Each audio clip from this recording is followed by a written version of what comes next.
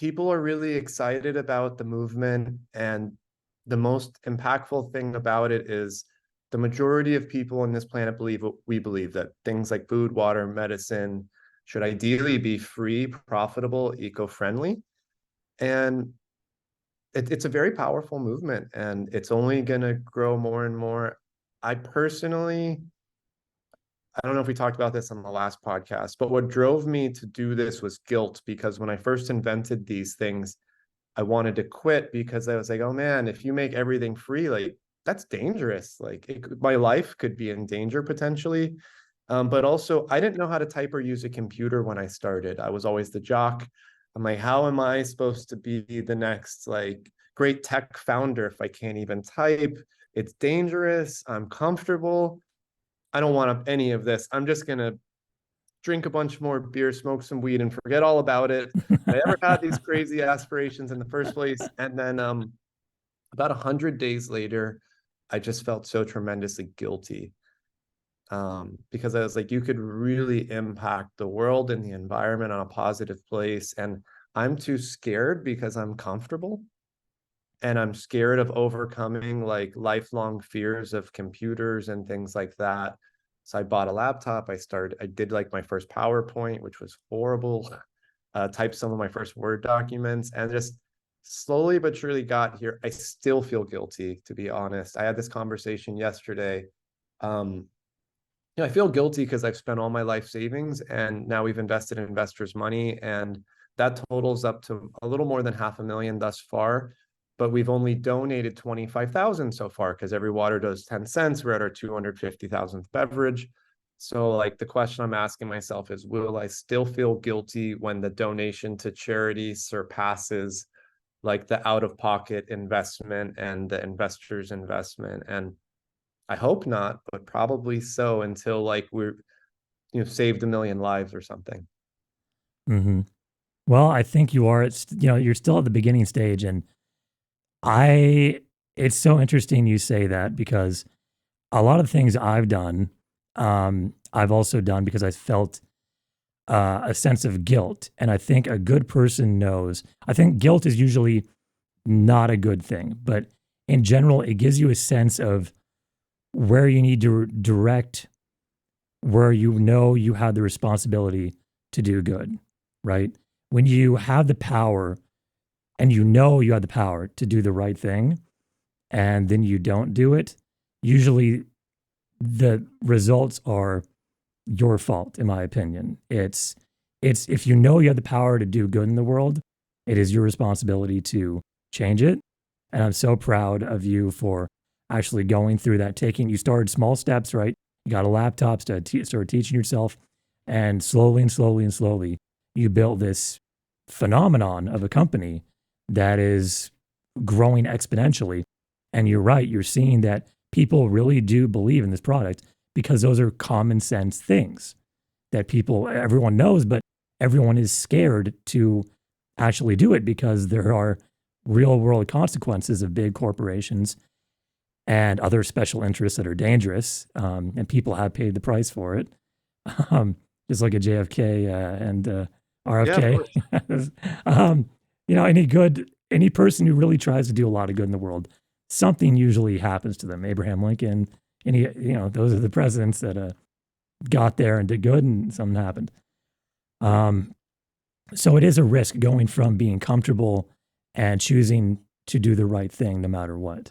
And that is very highly respectable. I have a lot of respect for you for keeping up with that. A lot of people have told both of us throughout this journey that like I'm going to be assassinated, and it really bothered both of us early in our marriage.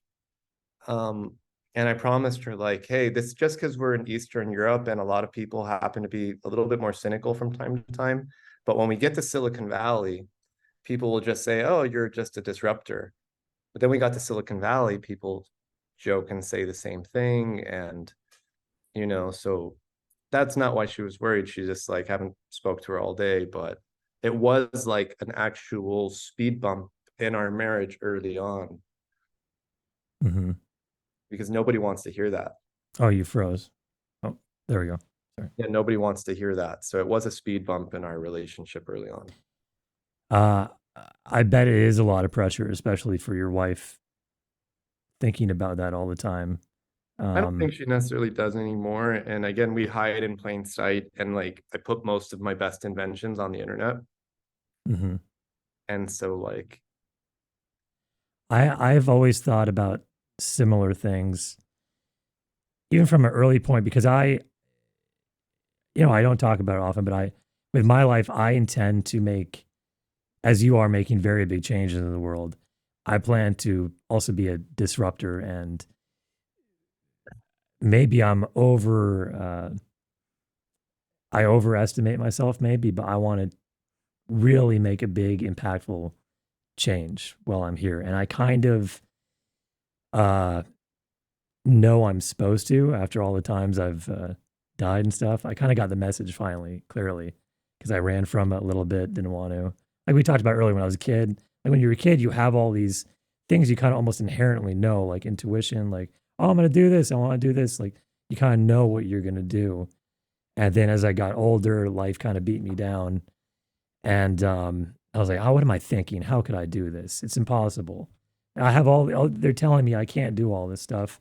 And I kept having surgery after surgery, injury after injury, you know, getting my glasses broken all the time from fights, you know, stuff like that. I'm like, am I crazy? Why do I know I'm supposed to do all this stuff? So I kind of hid it away for a while. And then even I got to the point, like, I know what it's like to, curse God, like, why are you doing this to me? Why, as most people might in my situation, and you're just distraught and you're like, just kill me, get it over with. Just kill me, kill me, kill me. I was like that for a little bit. And then guess what God did? He killed me, killed me, killed me, killed me, killed me, killed me a brought you back. bunch. And he Like, kept well, bringing me back. And I'm like, okay, I get it. I get it. And I inherently know what I'm supposed to do. And it's not that I don't want to. It's just for a while I didn't think I could, and it was so much responsibility. Um, but I know I'm supposed to, and I want to, definitely with all my heart. So knowing that I've always had the same kind of fears, and forever, whoever I'm ever with, if I ever am lucky enough to have a wife, I've always thought about what if I put her in danger, or the point where she's always worried about me, if I'm doing things that might get me killed as well and impacts her or a future family or something like that. So I understand that perspective where you're coming from. again, I think if I went the greedy route and initially patented every one of these things that I know would have been the biggest patents of all time, I Hmm. think that that greed would have gotten to me. And maybe you could end up like the guy who supposedly makes like the water powered car sort of thing. Hmm. Um, but look, I think hiding in plain sight and just being very transparent, or not even hiding in plain sight, just being available 24/7. Like, I mean this when I say, like, the CEO of Coke called me right now, I would help them. Like, because I don't think that there's any competition with like trying to make the world a better place. And, like, that's just the way it is. And I do think, like, you saying that you're bound for bigger things, even if you're just saying it and are uncertain at the time, or if you're fully confident, is beyond the first step because most glass ceilings everyone imposes over themselves. And then the second layer is like what society imposes over you.